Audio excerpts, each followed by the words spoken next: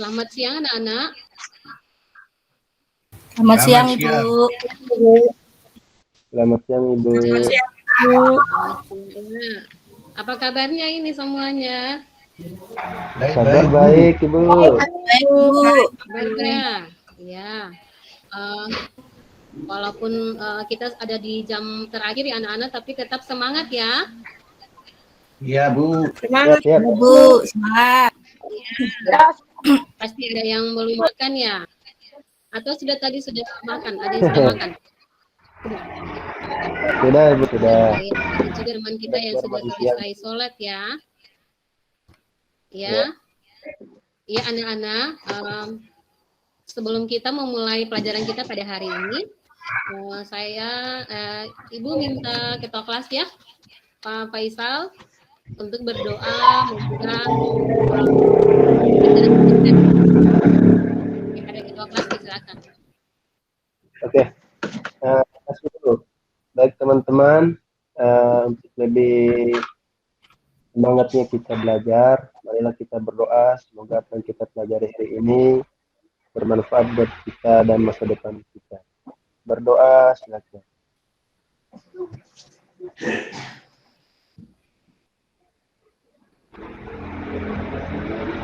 Berdoa selesai. Terima kasih, Bu.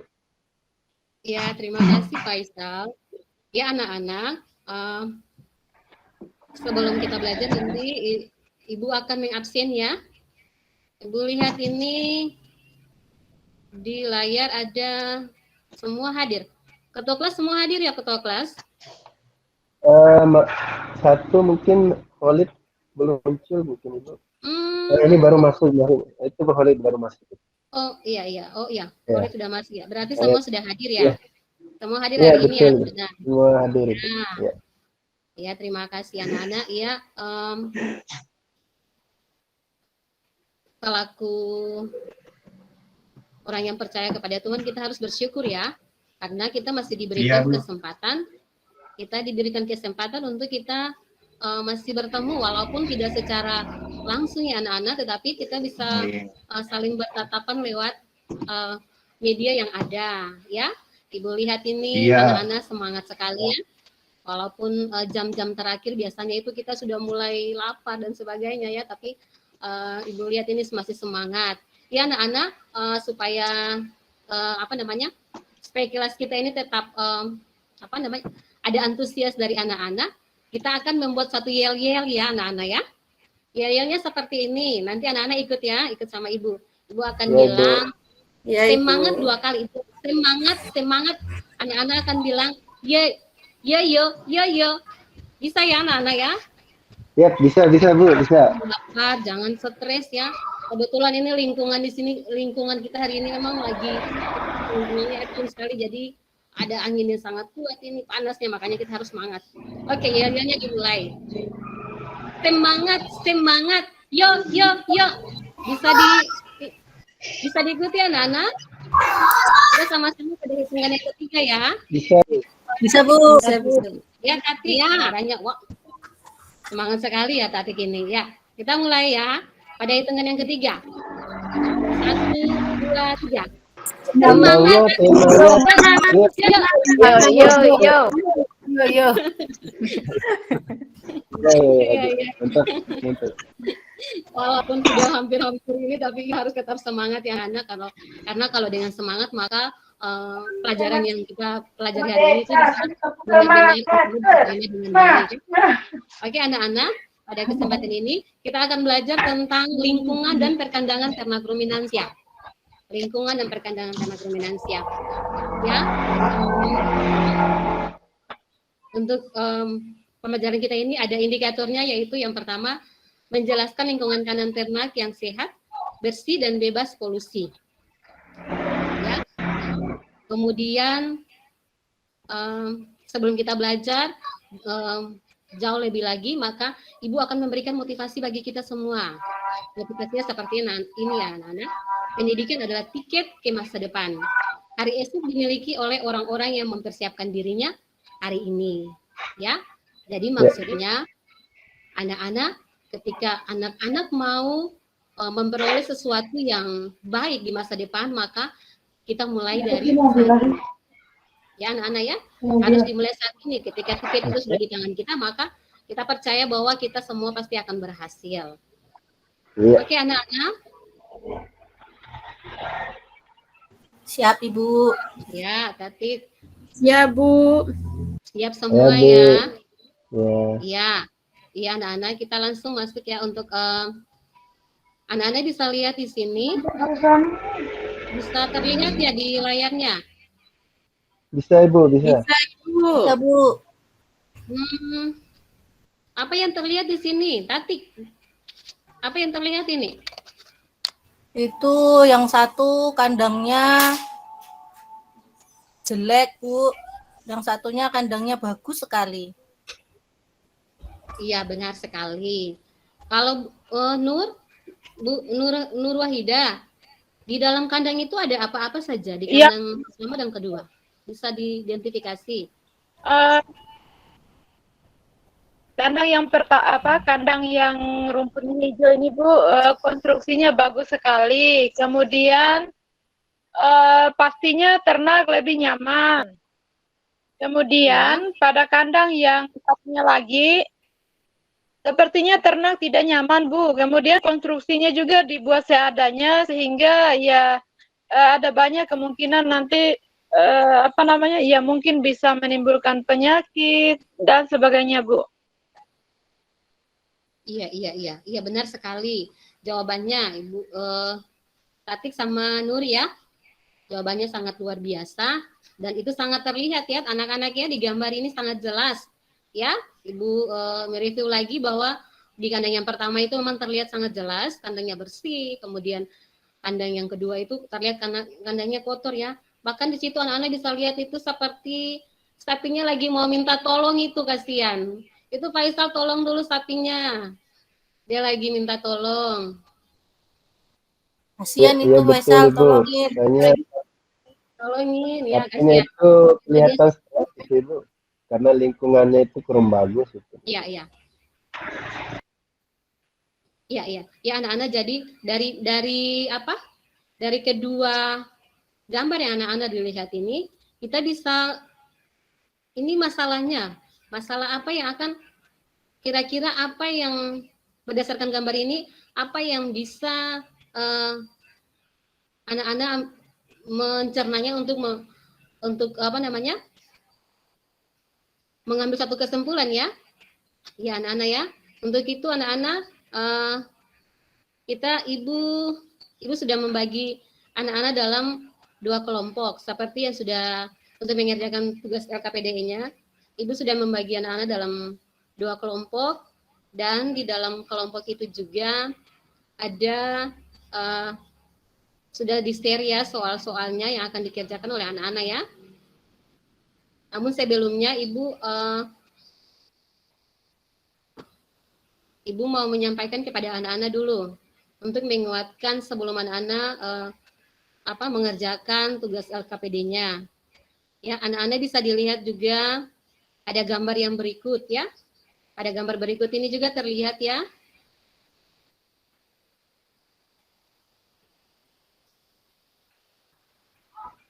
Kira-kira apa yang bisa dilihat juga pada gambar ini? Bu. Sapinya kurus sekali, Bu. Kurus sekali ya, Bu. Iya.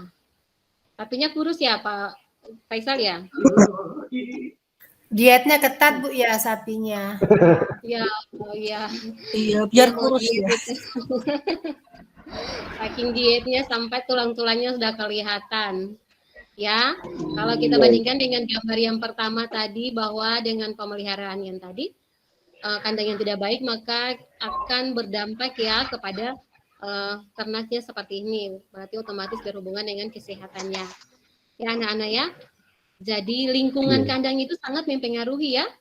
Lingkungan kandang itu sangat berpengaruh terhadap aktivitas bahkan produksi dari ternak tersebut ya. Ya anak-anak ya. Untuk itu untuk menjawab pertanyaannya, Ibu memberi waktu ya kepada anak-anak untuk mengerjakan soal-soal yang sudah Ibu kirim di grup WA-nya. Ibu memberikan waktu 10 menit. Saya 10 menit ya anak-anak ya.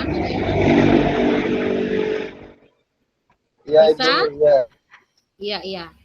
Bisa Ibu. Ya, jadi dalam 10 menit anak-anak bisa bekerja sama untuk menjawab pertanyaan itu. Setelah itu nanti kita akan sama-sama berdiskusi ya.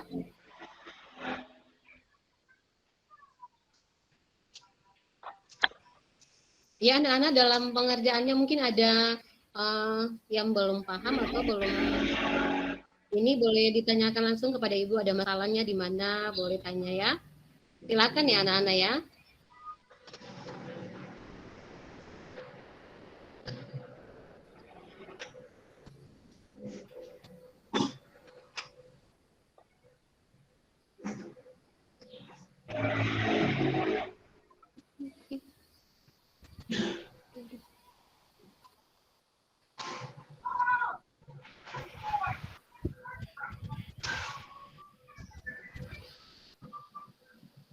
Ada masalah? Ada yang belum paham di soalnya, anak-anak? Saya Bu. Iya, ya Nur, silakan.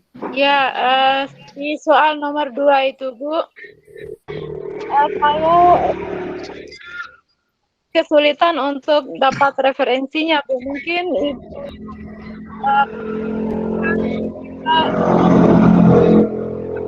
dapatnya di mana begitu, bahan bacaannya begitu Bu. Ya, bagaimana suaranya mungkin tadi agak putus-putus. Bagaimana, Nur Haida? Saya sedikit kesulitan untuk Iya. menjawab soal nomor 2 Bu. Ya, Oh, iya, mungkin iya, Ibu iya. ada rujukan kira-kira referensinya untuk menjadi apa itu Bu, terkait dengan soal yang nomor 2. Iya. Untuk referensinya, iya. Untuk referensinya bisa dilihat di buku ajar ya, di buku ajar tentang iklim mikro lingkungan ternak ya anak-anak ya. Ya Nur ya. Oh iya Bu. Terima kasih Bu. Ya Nur ya. Anak-anak mungkin waktunya sudah selesai ya. Belum selesai. Ya. Oh belum ya Pak Isa? Belum, Ibu. Agak sulit ya. Ya, pelan-pelan aja.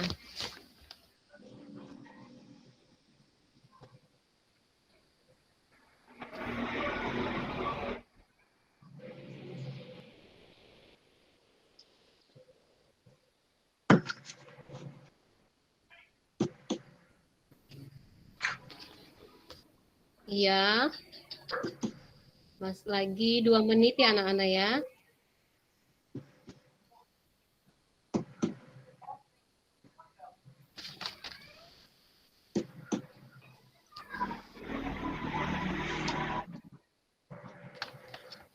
Lagi 1 menit.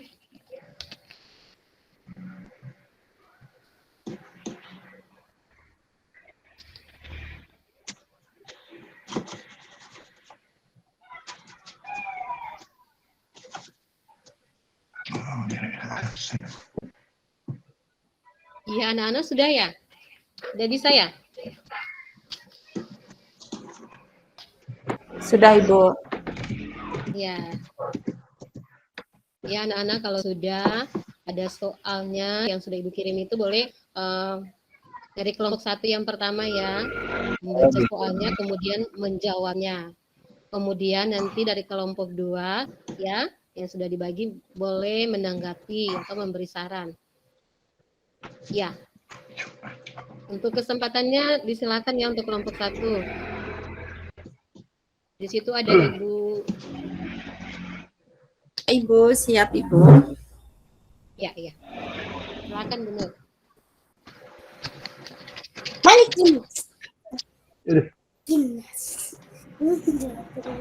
Yang dimaksud dengan pengendalian iklim mikrolingkungan adalah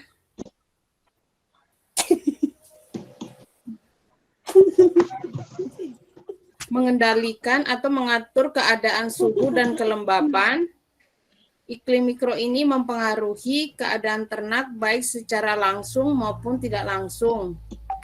Sehingga iklim mikro harus diatur karena dalam keadaan tertentu dapat berpengaruh tidak baik terhadap ternak, Bu. Ya. Kemudian ya. Lagi teman yang lain. Yang kedua dan ketiga akan dilanjutkan oleh Faisal dan dia, Bu. Iya. Saya. Oh, ini saya jawab ya. Untuk yang kedua yaitu terkait dengan apa saja sih lingkungan internal ternak maupun lingkungan eksternal ternak. Yaitu pertama, lingkungan internal ternak itu adalah lingkungan yang berada di dalam tubuh ternak. Artinya kondisi atau keadaan di dalam tubuh ternak, apakah mendukung atau tidak, gitu kan, sehat atau tidak, mungkin seperti itu, Ibu. Kemudian yang kedua adalah lingkungan eksternal. Ini terkait dengan lingkungan yang berada di sekitar ternak tersebut hidup ya. Bisa jadi di perkandangannya seperti apa, lingkungan kandangnya seperti apa, apakah hal itu bisa berpengaruh terhadap peningkatan performa daripada tubuh ternak atau perkembangan ternak tersebut, Ibu. Itu dari kami, Bu, kelompok 1. Ya. Ada lagi? Untuk kelompok 1 sudah selesai ya? Kayaknya itu aja kita, Bu. Iya, Faisal. Iya, jadi teman-teman dari kelompok 1 sudah mempresentasikan hasil diskusi mereka ya. Mungkin dari kelompok 2 ada yang mau bertanya atau menanggapi. Mungkin waktunya Ibu silakan ya. Silakan, ayo. Izin bertanya, Ibu. Iya, silakan. Ya, ini saya masih belum paham, Ibu, yang lingkungan internal, maksudnya lingkungan yang berada dalam tubuh ternak itu, Ibu. Ya, jadi itu masih belum paham ya. Oh, jadi Erni belum paham tentang yang dimaksud dengan lingkungan internal ya? Ya, yang berada di dalam tubuh ternak. Ya. Mungkin kelompok 1 akan menjawabnya. Faisal mungkin? Yang dimaksud dengan lingkungan internal tadi, Faisal. Tadi sudah disampaikan.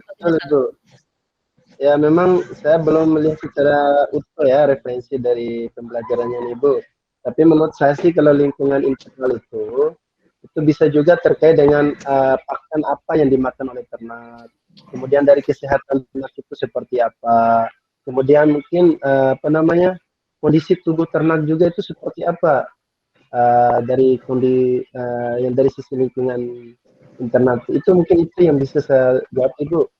Pertama itu tadi ya, dari pakannya, kemudian dari kondisi tubuhnya maupun dari kesehatan ternak tersebut itu. Mungkin itu, Bu, yang saya tangkap dari diskusi bersama teman dan beberapa literatur yang saya baca, Ibu. Iya, terima kasih Faisal. Jawabannya sangat baik ya. Sangat baik. Iya.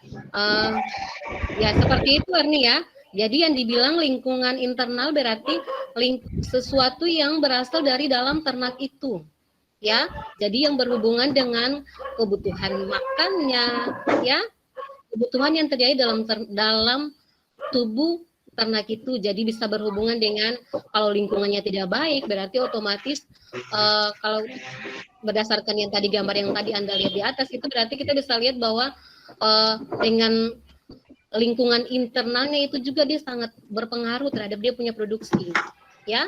Ternaknya bisa sakit, ya, karena lingkungan tubuhnya dalam tubuhnya itu dia tidak baik. Pakan yang dikonsumsi juga kurang sesuai sehingga sangat mempengaruhi kesehatannya. Ya Erni ya, mungkin itu dari apa yang tadi disampaikan oleh teman kita. Baik, Bu. Makasih, Bu. Makasih Faisal. Ya, mungkin ada lagi yang mau bertanya untuk kelompok 1. Saya, Ibu. Iya, silakan. Tadi di soal nomor 1, kelompok 1 membahas mengenai pengendalian iklim mikro kandang, Bu. Iya. Saya yang tadi tidak mengikuti atau gimana aja nggak tahu Bu. Tapi saya bingungnya di sini contoh iklim mikro itu ada nggak contohnya gitu Bu? Iya. Mungkin itu Bu. Ya, kelompok 1 mungkin ada yang mau menjawab tentang contoh iklim mikro. Putri, silakan Putri. Ayo Tri. Tri, ada yang bisa Surat menjawab? kelas, Ibu. Iya. Iya, mungkin saya Bu Guru. Iya, silakan Iya, iya. Nur. Yang di blank. Menurut saya, Iya. menurut saya iklim mikro ini apa namanya? Lingkungan Iklim mikro. internal ya. Iya, lingkungan internal ya. Ini mungkin kalau dilihat ini mungkin berkaitan dengan status fisiologis, mungkin begitu ini Bu ya. Ya. Ya, pengertian seperti itu. Jadi berkaitan dengan status fisiologi ternak. Mungkin seperti itu, Bu. Ya, terima kasih Nur ya buat jawabannya. Untuk teman yang bertanya tadi siapa ya? Ibu akan menambahkan. Widya ya yang tadi bertanya. Ya. Iya, saya Ibu. Iya. Iya, jadi Iya. tadi teman Anda sudah menjawab, Ibu akan melengkapi ya. Jadi tadi ditanyakan adalah contoh iklim mikro itu seperti apa ya Widya ya? Ibu. Iya. Ya, iklim mikro itu adalah iklim yang berlaku pada lingkungan yang terkecil, tertentu dan iklim mikro ini bisa diatur oleh manusia, ya. Iklim mikro ini bisa diatur oleh manusia, yaitu contohnya seperti di dalam kandang, ya. Jadi bilang itu apa namanya? Dia bisa diatur oleh manusia atau peternak, ya. Jadi dibilang iklim mikro ini kita bisa mengaturnya. Ya, kalau kondisi kandang, kalau tadi kita melihat antara kandang yang kotor dan kandang yang bersih, kalau untuk mendapatkan ternak yang bagus, produksi yang tinggi, maka otomatis kita bisa mengatur lingkungan di dalam kandangnya, kita atur apa saja. Kita mulai dari bangunan kandangnya harus bagus, ya. Kemudian kita bisa melihat harus sanitasinya harus bagus. Kemudian jangan sampai ternak itu dia dalam lingkungan kandang yang lembab, ya. Karena kalau dalam lingkungan kandang lembab berarti otomatis bisa menimbulkan penyakit, ya. Tadi bisa terlihat bahwa ada ternak yang kurus, berarti itu karena lingkungan internalnya itu di dalam kandangnya itu lembab. Ibu mau tanya untuk Faisal, kenapa sampai ternak itu lingkungan kandangnya itu bisa lembab? Kalau saya tanya mungkin sih, ini menurut pikiran saya aja mungkin Santi tadi ya. Ya, itu saja itu karena akibat tidak dilakukan sanitasi, kebersihan lingkungan dan sebagainya. Akhirnya apa? Timbul kelembaban. Mungkin kotoran sapi itu kan terlalu banyak di situ kan. Coba perhatikan di gambar 2 itu kan pernah dibersihkan itu. Akhirnya dengan tingginya amonia yang dihasilkan dari kotoran ternak tersebut bisa menyebabkan pengaruh pada lingkungan itu tadi, lingkungan mikro itu tadi, kandang-kandang maupun keadaan pada tersebut. Ya, jadi intinya ya, terima kasih Faisal buat jawabannya. Ya, jadi intinya kita peternak kita bisa mengatur iklim mikro ini ya, iklim mikro ini kita bisa mengatur ya. Apa kita mau produksinya bagus ya, kita mau dapat keuntungannya besar, berarti otomatis kita harus bisa memanajemen dengan baik lingkungan di dalam kandang ya, anak-anak ya. Ya, mungkin seperti itu ya Erni ya. Erni yang tadi bertanya ya. Iya tanya. Ya Ibu. Iya. Iya, mungkin untuk kelompok 1 sudah selesai. Ya. Ibu kembalikan kepada kelompok 2. Ayo kelompok 2, semangat, ayo.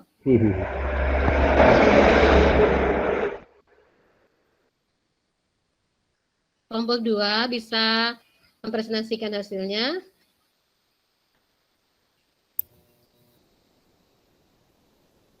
Iya, saya Bu. Iya, silakan Nur Wahida. Lingkungan makro itu terdiri atas yang pertama adalah lingkungan fisik, yang kedua lingkungan sosial atau kelompok, yang ketiga lingkungan non hayati, yang keempat lingkungan biologi atau lingkungan hayati. Iya. Ya. Ya, itu dari kelompok 2. Ya, Ada teman lain juga. Ya.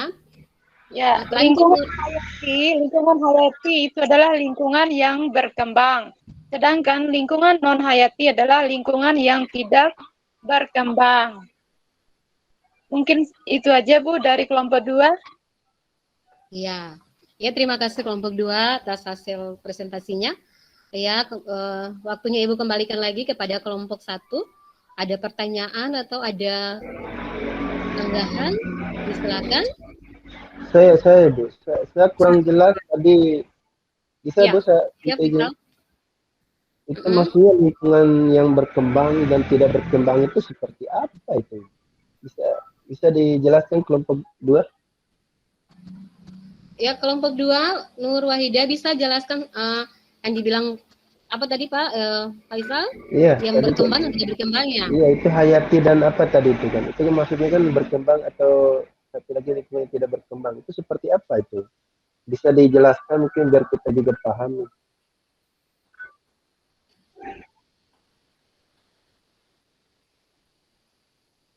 Kalau kelompok 1 bisa, Ya, bantu kelompok jawab 2. ya Bu ya. Iya. Lingkungan non hayati itu lingkungan yang di dalam itu tidak termasuk makhluk hidup Bu. Seperti misalnya racun. Lingkungan ini meliputi racun, antibiotik, obat-obatan, atau juga polutan atau pencemaran.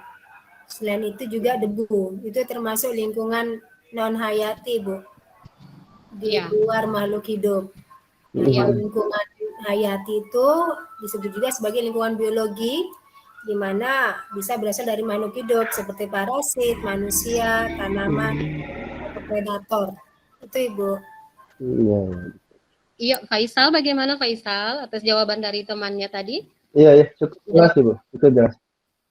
Iya. Jadi Ibu mengulang kembali bahwa yang dibilang lingkungan non hayati itu ya seperti yang tadi disebutkan oleh temanmu ya, bahwa yang meliputi itu ada racun, antibiotik, obat-obatan, polutan ya, atau pencemaran. Pencemaran di sini pencemaran udara, pencemaran air, tanah, tanaman dalam hari ini pakan ya, dan juga debu. Kemudian kalau dibilang lingkungan yang hidup atau dibilang lingkungan hayati itu berarti lingkungan seperti ya parasit, manusia, tanaman, penyakit, oleh mikroorganisme seperti bakteri, virus, dan lain-lain. Juga ada juga predator. Ya, anak-anak ya. Ya. Masih ada lagi yang mau bertanya untuk kelompok 2?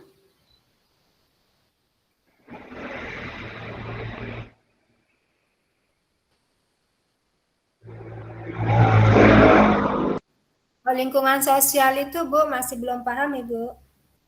Oh iya, lingkungan sosial ya. Ya Ibu. Ada yang bisa menjawab anak-anak tentang lingkungan sosial? Ya, Ibu akan menjawab ya. Yang dibilang lingkungan sosial atau lingkungan kelompok ternak ya, yaitu meliputi yang pertama cara-cara perkandangan, kemudian yang berikut cara pengandangan ini dapat secara individu atau secara kelompok. Kita bisa melihat dibilang lingkungan sosial, lingkungan kelompok ini berarti tentang bagaimana peternak dalam manajemen atau dalam membuat kandang ya. Jadi dia mau buat kandangnya dalam bentuk apa ya, kandang tunggal atau kandang kelompok. Kemudian yang berikut ada pemisahan ya. Pemisahan di sini berarti ada jenis kelamin, kemudian di kandang itu dia bisa menentukan bahwa di kandang ini jenis kelaminnya ya jantan atau ya ini betina. Kemudian harus juga sesuai dengan umurnya. Kemudian tingkat produksinya. Ini ternak-ternak untuk produksi berarti otomatis dia berada pada kandang ini. Jadi kemudian juga kepadatan kandang. Dia bisa melihat kalau kandang dalam kondisi yang terlalu padat berarti juga bisa berpengaruh ya terhadap aktivitas ternak karena tidak bebas. Apalagi kalau ternak sistem pemeliharaannya intensif ya, yang 100% itu semua aktivitasnya berada di dalam kandang. Berarti dia harus memperhatikan kepadatan kandangnya, ya, ternak-ternak yang ada dalam kandang tersebut. Kemudian yang berikut juga tentang penguasaan dalam kelompok. Jadi betul-betul si peternak ini dia harus melihat kandang yang dia buat ini dengan aktivitas ternak ini bagaimana ya, sehingga kalau ada sesuatu yang salah atau yang mempengaruhi kesehatannya berarti dia langsung bertindak. Ya, seperti itu ya anak-anak ya. Ya, Bu. Jadi sudah bisa paham ya, Erni ya? Sudah, Bu. Ya, anak-anak, siapa lagi? Ada yang mau bertanya? Atau belum paham ya, boleh kita sama-sama ya. Intinya kita saling belajar ya. Kita belajar, Ibu punya kelemahan yang mungkin tidak bisa, anak-anak bisa membantu, sebaliknya Ibu juga bisa supaya ada interaksi antara Ibu dan anak-anak sekalian. Saya Ada yang belum? Iya. Nur Wahidah ya? Iya, Bu. Silakan Nur. Apa yang mau ditanyakan? Kalau pada ternak unggas itu, Bu, untuk iklim mikronya, di dalam kandang itu kan tersedia, biasanya disediakan termometer begitu sebagai pengukur suhu. Nah, seberapa jauh sih pengaruh iklim mikro ini pada ternak ruminansia? Contohnya pada kandang sapi begitu. Iya. Ada teman yang mau menjawab mungkin? Faisal mungkin mau jawab atau Erni? Seberapa jauh pengaruh iklim mikro ini terhadap ternak ruminansia ya? Bila dibandingkan dengan ternak unggas tadi. Mungkin ada teman yang mau mencoba untuk menjawab? Kalau Faisal ya, Bu? Iya Faisal silakan. Kalau kondisi suhu itu kan memang sangat berpengaruh ya, dan hampir sama juga dengan pada kondisi ternak ayam atau ternak unggas ya. Ketika terlalu panas, biasanya itu kan ternak akan lebih cenderung banyak minum dia. Sehingga seharusnya kita menginginkan dia banyak makan sih untuk produksi masuk ke daging dan sebagainya. Tapi ketika iklim terlalu panas, banyak minum itu justru tidak menimbulkan pertambahan bobot badan. Saya kira di unggas juga seperti itu mungkin itu. Kalau terlalu panas, banyak minum, sedikit makan itu berbahaya juga gitu. Makanya harus dikondisikan sesuai dengan kebutuhan daripada iklim yang normal itu. Kita kondisikan. Kalau terlalu panas, ya mungkin di traynya pada ayam. Kalau pada ternak ruminansia ya mungkin kalau kandang sapi perakan di dalam sebuah ruangan ya diatur suhunya seperti apa, mungkin dikasih kipas atau dikasih kalau di barat itu dikasih AC dan sebagainya sehingga terkondisi dengan sesuai dengan kebutuhan mungkin seperti itu. Iya benar sekali ya. Terima kasih Faisal, Ibu angkat jempol buat jawabannya. Memang benar ya bahwa lingkungan, tadi Ibu bilang dari awal lingkungan itu sangat mempengaruhi. Kalau apalagi yang berhubungan dengan suhu ya di dalam kandangnya. Kalau kita perhatikan untuk ternak unggas, kalau untuk unggas itu kalau yang lingkungan kandangnya itu panas, biasanya yang dilakukan adalah tirainya dibuka ya. Benar ya anak-anak ya? Iya, Bu. Kalau panas ya, tirainya dibuka. Ya, Bu, betul, kalau untuk ternak ruminansia sendiri, kalau kondisi panas itu, kalau yang tadi disampaikan oleh Faisal itu ya kalau memang di daerah barat sana ya mereka sudah mempergunakan alat-alat yang canggih ya untuk mengatur suhu di dalam kandangnya ya. Tapi kalau untuk kita yang kita lihat di daerah-daerah peternakan ya, usaha-usaha peternakan ya, itu biasanya kalau suhu itu mereka lebih cenderung kepada ternaknya dilepas ya. Jadi dilepas, jadi tidak pemeliharanya tidak 100% dalam kandang atau dibilang intensif, tetapi pemeliharaannya itu yang dibilang siapa tahu ya, yang ternaknya dilepas, kemudian sorenya dimasukkan lagi, itu sistem pemeliharaan apa namanya anak-anak? Semi intensif, Bu. Ya, benar sekali.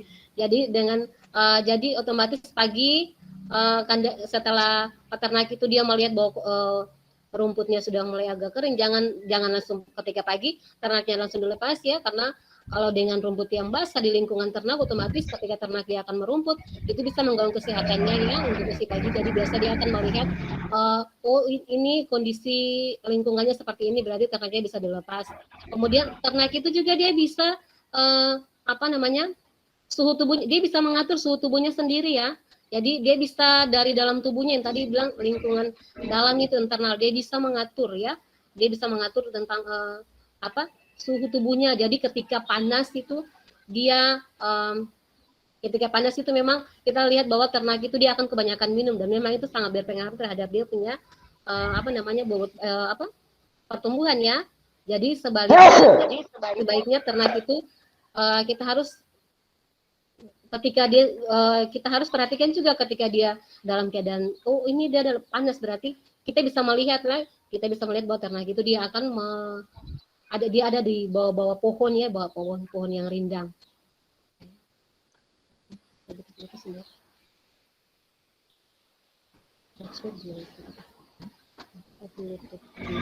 Ya anak-anak ya, seperti itu mungkin dari Ibu ya. Ya, Bu. Iya.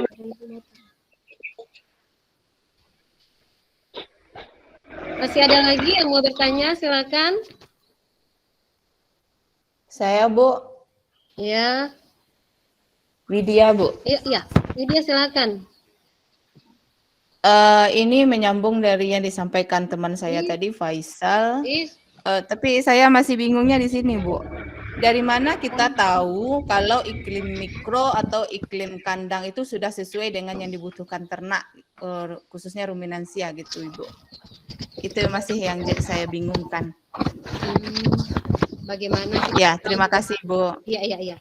Ya, terima kasih atas pertanyaannya ya. Ya, mungkin ada dari teman-teman yang mencoba menjawab juga. Ada yang tahu?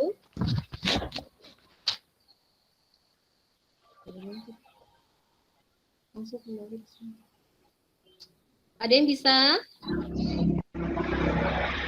Bagaimana kita tahu bahwa ternak itu dia punya apa tadi? Maaf ya, tadi pertanyaannya.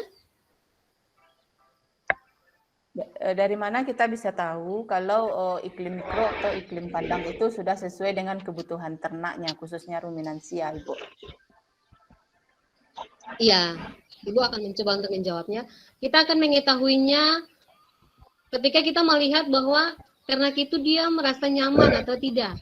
Ya, kalau ternak itu dia merasa nyaman, otomatis dia di dalam kandang dia tidak tenang ya. Dia maksudnya bukan tidak tenang karena kita melihat bahwa kalau ternak itu dia merasa bahwa nyaman, otomatis dia punya kegiatan aktivitas di dalam kandang itu bisa berjalan dengan baik. Dia bisa makan dengan baik ya, dia bisa minum dengan baik ya, semua aktivitasnya bisa dilakukan dengan baik.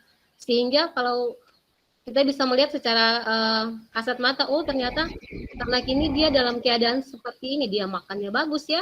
Kemudian berarti secara tidak langsung kita sudah bisa mengetahui bahwa memang itu sudah sesuai. Tapi kalau kita melihat bahwa ternaknya ini dia tidak tenang, kemudian dia mau cuma minum terus ya, dia mau hanya minum saja, maka itu berarti ini dia ada dalam keadaan yang mungkin suhu atau panas tubuhnya itu lagi naik atau begitu. Ya seperti itu mungkin ya. Iya, Bu, jelas Ibu. Ya. Ibu, maaf izin bertanya. Mungkin Ibu bisa memberikan gambaran mungkin sebenarnya kandang itu dengan mikro dan makro yang baiknya bagaimana, Bu? Karena saya masih kurang paham ini, Bu. Jadi misalnya kalau saya ingin mendirikan kandang sapi misalnya, kandang ini harus saya persiapkan sebagaimana sehingga iklim makro maupun mikronya itu sebelum sapi datang itu sudah memang sudah sesuai nanti harapannya dengan kondisi fisik dari ternak yang akan saya datangkan itu. Iya, sebelum Ibu menjawab mungkin Ibu melemparkan kepada anak-anak yang mungkin ada yang mau menjawabnya. Bagaimana? Ayo ada yang bisa menjawab? Halo? Khalid, Ibu, Khalid. Sekali Khalid. Iya. Kolik mana Kolik? Ayo Kolik. Masih ada Ibu hadir, Ibu. Ya, Kolik bisa menjawab ya pertanyaan yang tadi disampaikan oleh teman. Bagaimana kita harus membangun kandangnya seperti apa sehingga iklim mikro dan iklim makronya ini bisa benar-benar terpenuhi.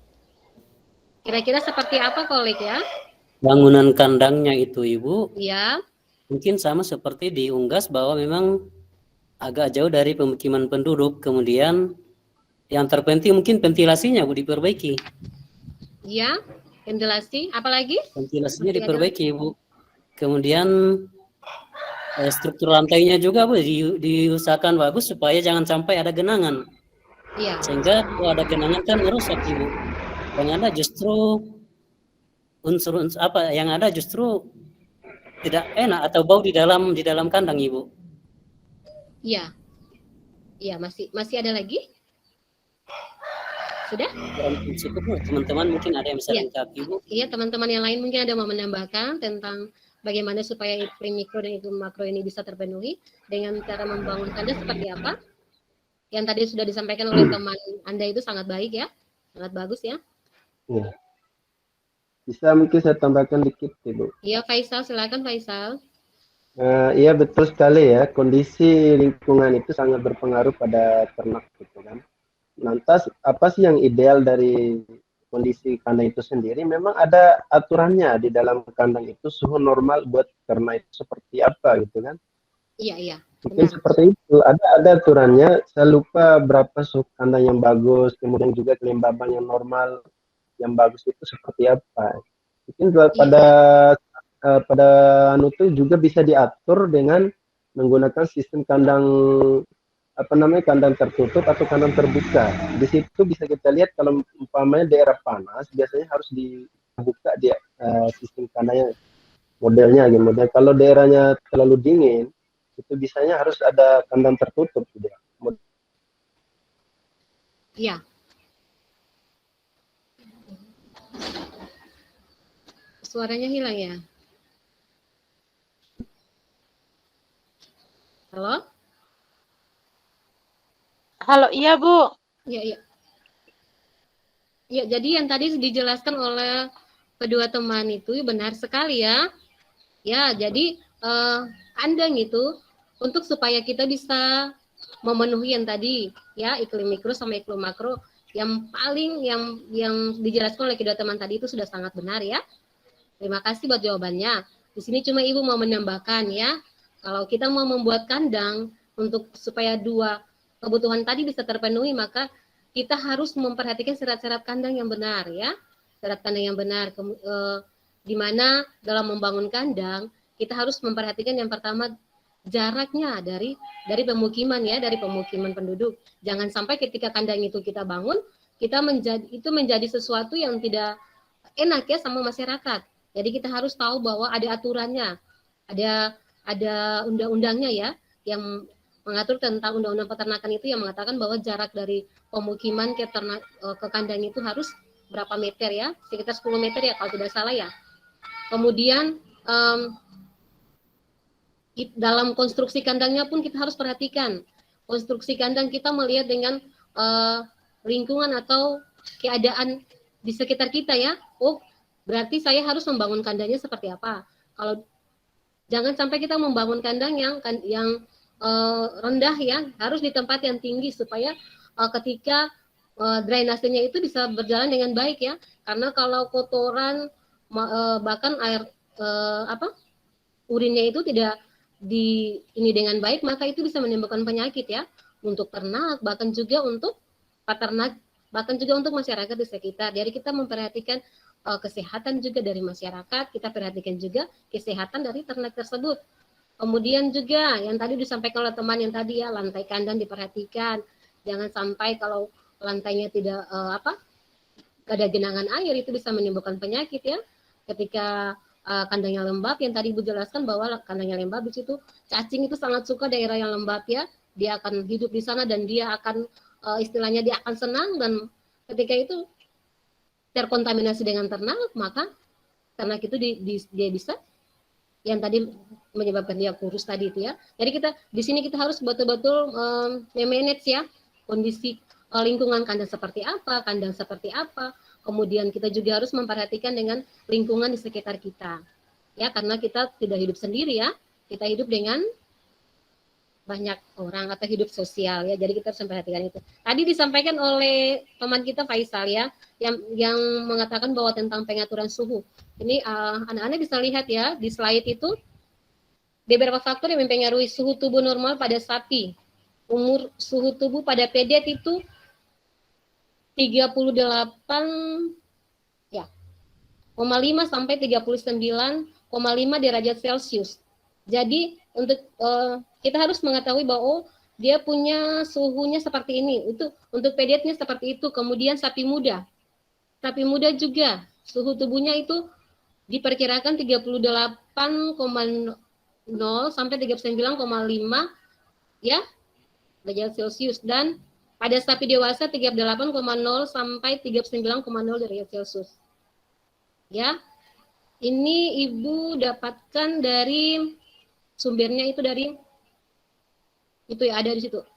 Surono DKK 2018. Dia mengatakan tentang suhu ya, suhu yang normal untuk pedet sapi dewasa ya, dan juga cara yang paling bagus untuk kita mengetahui suhu yang paling optimal itu pada sore hari dibandingkan pagi hari, karena kondisi lingkungan suhu dan kelembaban memberikan pengaruh pada suhu tubuh. Aktivitas fisik, exercise, dan makan akan meningkat suhu tubuh akibat peningkatan metabolisme. Fungsi reproduksi pada saat betina, peningkatan suhu tubuh, semuanya itu sudah ada di situ ya, anak-anak bisa lihat ya, sampai pada denyut nadi idealnya. Jadi ketika kita memperhatikan hal ini, maka kita akan membuat kondisi kandang yang senyaman mungkin ya, dengan bahan yang murah, yang mudah didapat, supaya ternak itu dia bisa hidup ya, dia bisa berproduksi dengan baik, dan keuntungannya ya bagi peternak itu. Ya mungkin dari ibu sekian. Bagaimana anak-anak? Jelas Bu, sudah jelas. Sudah jelas ya, baik ya.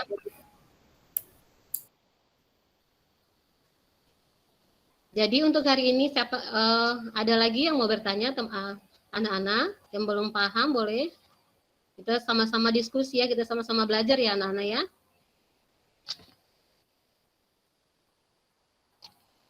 Kalau sepertinya sudah Bu, sudah cukup Bu.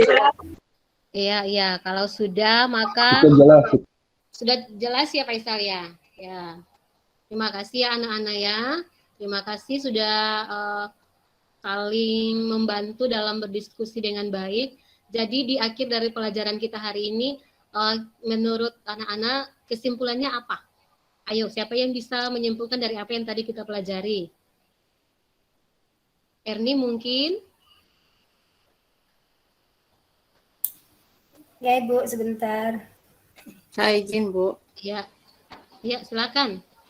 Kesimpulannya mungkin Bu, bahwa produktivitas sapi ini sangat dipengaruhi oleh iklim makro dan iklim mikro, Ibu. Ya, terima kasih ya. Jadi iya benar sekali bahwa kesimpulannya bahwa intinya yang tadi lingkungan itu dia tidak bisa dipisahkan dari ternak ya. Dia tidak bisa dipisahkan dari ternak, kemudian ternak juga tidak bisa dipisahkan dari iklim tersebut. Dia tidak bisa memanage, karena tidak bisa memanage sendiri, harus diatur oleh peternak. Jadi untuk mendapatkan produksi yang baik, maka iklim mikro dan iklim makronya harus diatur dengan baik. Ya, yang sudah dijelaskan oleh teman-teman tadi. Ya anak-anak mungkin sampai di situ ya pelajaran kita untuk hari ini. Untuk sebagai tugas nanti Ibu akan men-share ya tugas yang akan anak-anak kerjakan di rumah untuk pertemuan berikut. Ya anak-anak ya. Iya. Jadi anak-anak intinya seperti ini. Untuk mendapatkan lingkungan itu bukan lingkungan yang baik itu bukan hanya diperoleh di lingkungan di ternak saja, tetapi ada hubungannya dengan kehidupan kita manusia ya. Kalau kita juga kita tinggal di lingkungan yang bersih, otomatis kita akan sehat ya anak-anak ya. Sebaliknya kalau kita dalam lingkungan yang kotor ya, berarti juga akan berpengaruh pada kesehatan kita. Jadi bagaimana dengan mempelajari pelajaran hari ini anak-anak bisa saya bisa mendapatkan sesuatu yang saya dapatkan bahwa saya harus memperhatikan lingkungan di mana saya tinggal. Ya, Ibu percaya bahwa anak-anak di rumah pasti rajin-rajin ya membantu orang tuanya ya, karena lingkungan yang bersih itu adalah ibadah ya anak-anak ya. Itu adalah ibadah. Ya. Jadi untuk hari ini Ibu tidak sampai di sini. Terima kasih atas kerjasamanya. Jangan lupa anak-anak menjaga kesehatan ya anak-anak ya. Sudah menjaga kesehatan dengan kondisi yang seperti ini ya. Lingkungan yang seperti yang sekarang ini, berita-berita di televisi dan sebagainya. Anak-anak harus menjaga kesehatan ya. Jangan sampai imunnya terganggu dan sakit sehingga itu juga akan mengganggu proses pembelajaran berikutnya. Ya, atas partisipasinya Ibu, saya terima kasih buat semuanya. Ya, sudah Bu ya, Bu Ebi ya. Sudah. Baik. Terima kasih Bu Ebi. Bu Ebi ini berusaha supaya pembelajarannya konstruktivis ya. Tadi emang namun ada beberapa catatan. Yang pertama, suara keras. Suaranya Bu Ebi ini keras dan jelas ya. Namun menurut saya terlalu cepat ya. Bicaranya terlalu cepat. Apa di daerah sana memang seperti itu ya? Di daerah Pak. Di sini harus keras Pak sama anak-anaknya Pak. Oh iya. Daerah kami tidak bisa lembut-lembut Pak, harus keras Pak. Kalau lembut nanti anak-anaknya itu ngantuk, tidak ikut Pak. Jadi sudah terbiasa. Maaf ya Pak. Nah, ini tadi menurut saya ini begini ya. Tadi ada pertanyaan dari Bu Widya ini. Kurang lebih pertanyaannya begini ya. Pertanyaan Bu Widya ini bagus ini. Apa indikator bahwa iklim mikro itu telah sesuai, iklim mikro di dalam kandang itu telah sesuai, ya. Nah ini kemudian tidak langsung dijawab oleh Bu Ebi, tapi dilemparkan ke Pak Faisal. Nah, karena Pak Faisal itu guru ya bisa menjawab ini, ya bisa menjawab. Tapi begini maksud saya itu, bahwa kalau ada pertanyaan dari siswa, ya, kalau ada pertanyaan dari siswa, nanti kan siswanya real ya. Kalau ada pertanyaan dari siswa, guru harus cepat menangkap ini maunya apa. Oh, ini bisa dilempar ke temannya. Oh, ini tidak bisa, harus saya jawab langsung. Ya, jadi berpikir cepat seperti itu. Kalau seperti tadi dilempar ke Pak Faisal, jadi ya seperti diskusi antar teman. Bukan antara guru dengan siswa, tapi antar teman, sama-sama pinternya ya, semuanya guru. Ya, jadi ada pertanyaan yang bisa dilempar ke teman sekelasnya, ada juga yang tidak. Oh, ini saya jawab langsung saja, gurunya harus cepat mengambil keputusan. Memang kalau dilempar nggak bisa Pak Faisal menjawab karena memang sama-sama gurunya.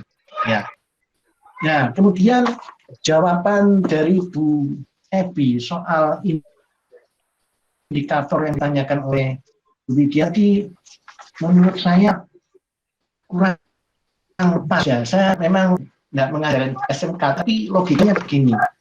Kalau kita membangun kandang, itu sebenarnya ada standar indikator. Faisal, tapi Pak Faisal katakan standarnya harus begini, suhunya harus begini, kelembapannya harus begini. Nah, kita bisa melacak dari situ. Nanti mungkin akan dilengkapi oleh, jadi ada standarnya. Sehingga kita bisa mengetahui, oh ini terlalu panasnya, terlalu lembab ini, ya, terlalu becek, terlalu lembab. Nah, bisa dilihat dari itu, ya, akan dilengkapi. Kemudian yang lain yang juga perlu kita cermati, kita perbaiki adalah tadi Bu Ebi itu menayangkan PPT yang tulisannya sangat kecil. Nah, PPT ini harus dibuat lagi, dibuat dengan tulisan yang lebih besar. Seperti ini loh, thank you, penutup. Itu kan cukup besar tulisannya ya, thank you. Pak Faisal bisa baca itu, thank you, karena tulisannya besar. Bu Ebi juga. Bu Indah juga bisa membaca penutup thank you karena hurufnya cukup besar. Nah, kalau seperti yang tadi itu terlalu kecil, itu harus dibuat lagi PPT yang hurufnya cukup besar sehingga bisa terbaca dan lebih teratur. Ya, mungkin nggak perlu lengkap tapi dengan lisan, dengan bahasa lisan dari guru. Nah ini maksudnya gini anak-anak, nah, tapi tulisannya besar. Nah ini fungsi PPT ya. Jadi jangan dikutip langsung dalam bentuk Word. Nah biasanya kecil kalau bentuk kalimat panjang dan kecil ya. Sebaiknya ditulis lagi dalam PPT seperti ini, penutup thank you. Nah itu ukuran hurufnya lebih besar. Walaupun ini terlalu besar, tapi bisa dikecilkan sedikit ya. Tapi yang penting jelas tadi. Nah itu saya kira itu apa itu secara umum memang sudah konstruktivis. Tapi tadi menghindari pertanyaan ya yang harus dijawab langsung dan pertanyaan yang bisa dilempar ke kelas. Kalau dilempar seperti ini tadi, ya itu bagus. Tapi jadinya seperti diskusi antar teman. Ya, Pak Faisal kebetulan tahu ya. Ya, itu saran saya. Ya. Terima kasih saya berikan ke Bu Indah. Bu Indah, silakan Bu Indah. Nggih, matur nuwun Pak. Saya ucapkan selamat untuk Bu Ebi karena dengan perjalanan yang mulai pagi tadi akhirnya tetap bisa berusaha untuk tampil maksimal. Iya, Bu. Memang yang menarik di sini Pak Tri, di sini ada cek pemahaman bukan hanya dari guru ke siswa tapi dari siswa ke guru. Ini yang menarik. Seperti contoh tadi pertanyaan waktu tampilannya Pak Faisal juga. Ada beberapa catatan. Yang pertama mungkin dari pendahuluan mengacu pada model pembelajaran daring yang sudah disampaikan oleh Pak Tri. Mungkin yang tidak saya lihat tadi adalah sekali lagi mengingatkan cara absen ke siswa karena ini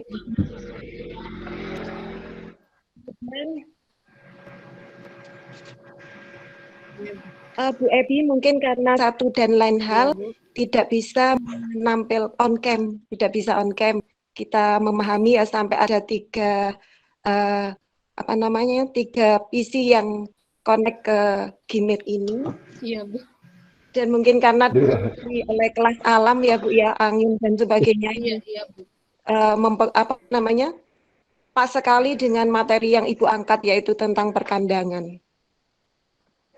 Kemudian pada bagian pembelajaran sudah muncul 3M juga, konstruktivis, dan di penutupnya